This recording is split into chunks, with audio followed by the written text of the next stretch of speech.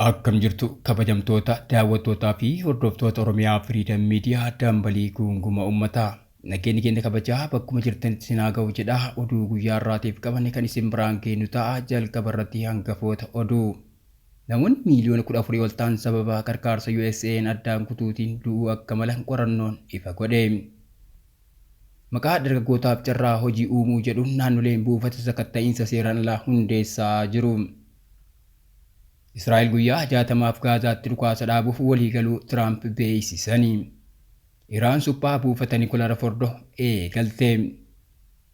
OFM dambalii gunguma uummataa irraa oduu isinitti himuun kan isin waliin turu Angadaa Walaabuuti.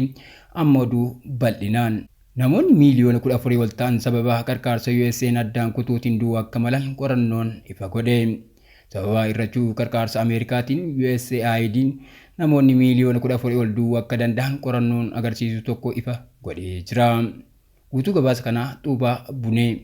Sababa hir'achuu gargaarsa Ameerikaatiin USAID namoonni miliyoona 14 ol du'uu akka danda'an qorannoon agarsiisu tokko ifa godhee jira. Qorannoon maxxanfame akka agarsiisutti gargaarsi Ameerikaa USAID hir'achuu isaatiin bara 2030tti namoonni miliyoona 14 ol dabalataan du'uu danda'u. Akka qorannichaatti mallaqni USAID Afrikaa dabalatee biyyoota galii gadi aanaa qabanitti gama fayyaa addunyaa fooyyessuutiin gahee olaanaa taphateera. Qorannoon kun waggoota 12 darbanitti sagantaalee USAID'n deeggaraman addunyaa guutuutti du'a miliyoona 91 ol kan hambisan yoo ta'u isaan keessaa daa'imman miliyoona 30 akka ta'an ibseera. Akka qorannichi agarsiisutti hir'inni mallaqaa cimaan wayita ammaa jiru USAID diigamuu walqabatee kan uumame yoo ta'u bara 2030tti ammoo du'a dabalataa miliyoona 14 ol addunyaa irratti fiduu danda'a jedhameera. Kanneen keessaa miliyoonni 4.5 daa'imman umriin isaanii waggaa 5 gadii kan ta'e ta'uu ammas tilmaameera. Ameerikaan addunyaa irratti biyya gargaarsa namoomaa arjoomuun guddittii yoo taatu gumaacha dhaabbata mootummoota gamtoomaniif taasifamu hunda keessaa yoo xiqqaate 38% kan haguuguudha. Bara darbe gargaarsa biyya alaa doolaara biliyoona 61 kan raabsite yoo ta'u kana keessaa walakkaa ol karaa USAID akka ta'e Reuters gabaaseera. Maqaa dargaggootaaf carraa hojii uumuu jedhuun naannoleen buufata sakatta'iinsa seeraan alaa hundeessaa jiru. Naannoleen maqaa dargaggootaaf carraa hojii uumuu jedhuun keellaa seeraan alaa akka hundeessan qorannoon Komishinii Gumruukaa mirkaneesse. Guutuu gabaasa kanaa akka ittaanutti isiniif dhiyeessina. Naannoleen maqaa dargaggootaaf carraa hojii uumuu jedhuun keellaa seeraan alaa akka hundeessan qorannoon Komishinii Gumruukaa mirkaneesse. Komishiniin Gumruukaa gabaasa raawwii hojii ji'oota 11 ministeera galiiwwanii waliin ta'uun koree dhaabbii karoora baajataa fi faayinaansii mana maree bakka bu'oota uummataatiif dhiyeessee irratti maqaa dargaggootaaf carraa hojii uumuu jedhuun naannoleen buufata sakatta'iinsa keellaa seeraan alaa akka hundeessan qorannoon mirkaneessu ibse. Komishinar ittaanaa komishinichaa obbo Zazaw Caannee akka jedhanitti komishiniin Gumruukaa hooggansa muummicha ministeeraa jalatti ministeera daldalaa fi walitti hidhamiinsa naannawaa fi ministeera geejjibaa fi loojistikii waliin ta'uun qorannoon baatii eblaa keessa xumurameen biyyattii keessa keellaan seeraan alaa 237 jiraachuu mirkaneessuu himanii. Akka komishinarichi jedhanitti buufanni sakatta'iinsaa kunneen poolisoota naannoo fi caasaa milishaatiin kan dhaabbatan yoo ta'u iddoowwan tokko tokkotti ammoo carraa hojii dargaggoota jedhamee hundeeffamu himanii. Obbo Zazaw ibsa isaanii keessatti akkaataa seera biyyattiitti buufata sakatta'iinsaa hundeessuun aangoo komishinii Gumruukaa ta'uu eeruun haalawwan keellaan seeraan alaa naannoleedhaan ittiin hundeeffaman akka jiran eeranii. Gama biraatiin komishiniin Gumruukaa ji'oota 11 darban keessatti galii birrii biliyoona 19 walitti qabu eeruun naannoo hundatti keellaa yookiin buufata sakatta'iinsa seeraan alaa hundeessuun galii walitti qabuun sirna daldala biyyattii irratti dhiibbaa hamaa geessisaa jiraachuu ibsaniiru. Buufata sakatta'iinsa seeraan alaa kunneen akka diigaman yookiin kaafamaniif qaamonni adda addaa irra deddeebiin gaafachuu isaanii ni yaadatama. Akka fakkeenyaatti ministeerri geejjibaa fi loojistikii gabaasa raawwii hojii isaa waxabajjii 19/2017 akka lakkoofsa Itoophiyaa mana maree bakka bu'oota uummataaf dhiyeesseen buufata sakatta'iinsa seeraan alaa tajaajila geejjibaa irratti gufuu ta'uu ibsuun hordofii taasiseen naannoleen aanaalee fi magaalota dho'isaan hojii kana keessatti hirmaachuu isaanii mirkaneessuu ibsee ture.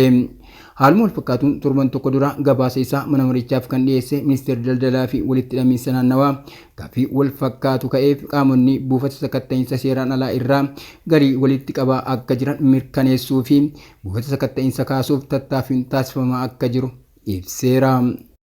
Israa'el guyyaa 60 Gaazaatti dhukaasa dhaabuuf waliigaluu Tiraamp beeksisanii. Gaazaatti guyyoota 60 dhukaasa dhaabuuf yaada dhiyaate Israa'el fudhachuu isii pirezidaantiin USA Doonaald Tiraamp beeksisaniiru. Bal'een oduu kanaa Xuubaa Bunee.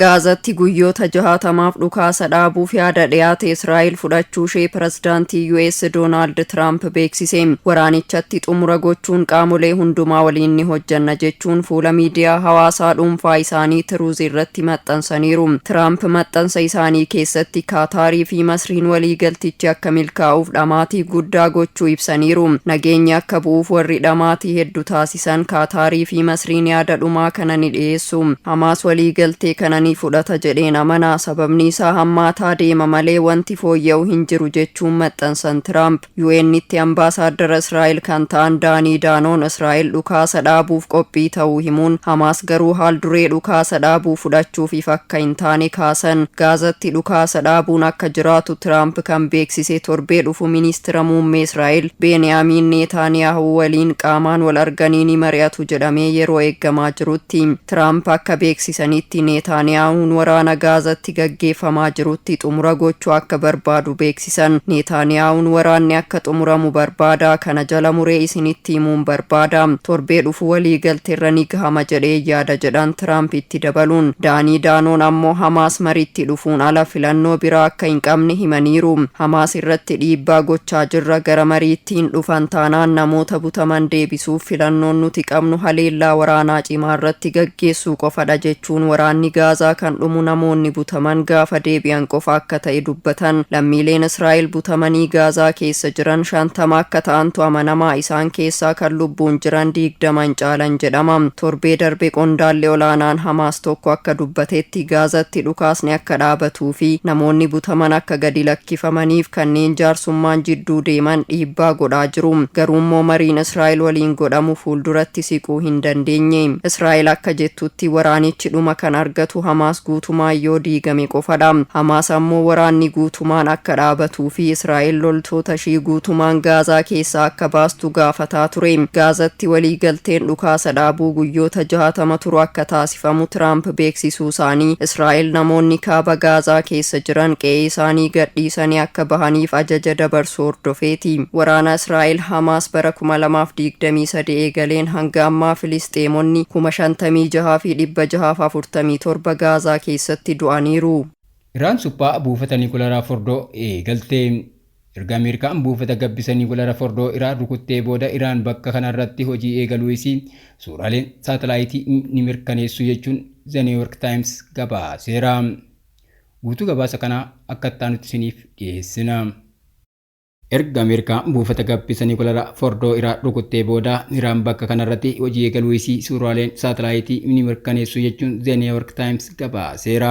Suuraan saatalaayitii bakka boombiin Ameerikaa itti kufee miidhaa geessise akka agarsiisutti gareennonni qotuuf oolan naannawaa sanitti hojii irra jiru. Suuraaleen teekinooloojii saatalaayitii Maaksir jedhamuun qabaman konkolaattonni biroo hedduun naannawa buufata sanaatti akka mul'atan gabaasni kun eereera. Jiddugala qorannoo idil addunyaatti jiddugala xiinxala tarsiimoo fi fakkii keessatti ogeessa ol'aanaa kan ta'an Yoosef C. Bermudez boolla bishaanii waan gamaa jiran fakkaata jedhani. Suuraaleen kunneen lammiileen Iraan maaltu akka ta'ee fi dhaabbaticharra miidhaan hangamii akka dhaqqabe qorachuuf adeemsa jalqabuu isaanii nutti agarsiisaa jiru jedhan ogeessi kun. Ogeessi kun itti dabaluudhaan lammiileen Iraan miidhaa irra gahe madaaluuf daandii fi meeshaalee haaraa ijaaraman fayyadamaa akka turan himaniiru. Haleellaan Ameerikaa erga dhaqqabee guyyaa tokko booda Israa'el daandii gara buufata Niikularaa Fordoo geessu rukutteetti jedhame. Odeeffannooleen suuraalee saatalaayitii bu'uureffachuun bahan akka agarsiisutti suphaan kun ariitiin eegalamuusaa agarsiisa jechuun The New York Times gabaaseera. Egaan kabajamtoota daawwattoota keenya tamsaasni keenya akka namoota hedduu bira ga'uuf peejii keenya follow, share gochuun akkasuma YouTube channel keenya subscribe godhuun hin dagatinaa. Oduun guyyaa kanaaf qaban isaan kana turanii waan nu daawwattaniif galatooma.